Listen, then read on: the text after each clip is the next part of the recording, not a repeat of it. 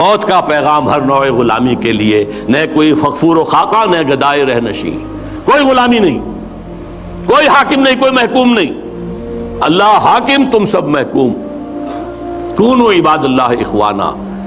سیاسی سطح پر تم سب برابر ہو، بالکل نو ڈسکریمنیشن، کرتا ہے دولت کو ہر آلودگی سے پاک و صاف، دولت کے اندر جو گندگیاں آ جاتی ہیں ان سے پاک و صاف کرتا ہے آئین پیغمبر،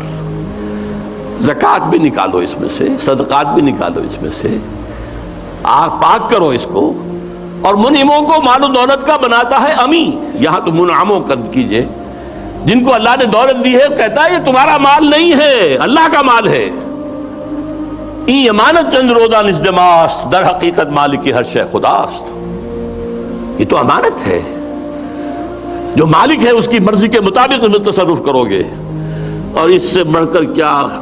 فکر و عمل کا، اس سے بڑھ کر اور کیا فکر و عمل کا انقلاب، بادشاہوں کی نہیں اللہ کی ہے یہ زمین، دیکھ خدایا یہ زمین تیری نہیں، تیری نہیں، تیرے آبا کی نہیں، تیری نہیں، میری نہیں، اللہ کی زمین ہے۔ اصول کیا ہے؟ کوئی بنجر زمین کہیں پڑی ہے، جو اس کو قابل کاشت بنا لے گا وہی مالک ہو جائے گا، اور اگر کاشت نہیں کرے گا 3 سال اگر گزر گئے تو ختم، ملکیت ختم، اور جس کی زمین ہے خود کاشت کرے، یہ میں پہلے بیان کر چکا ہوں۔ امام ابو حنیفہ، امام مالک دونوں کا موقف ہے۔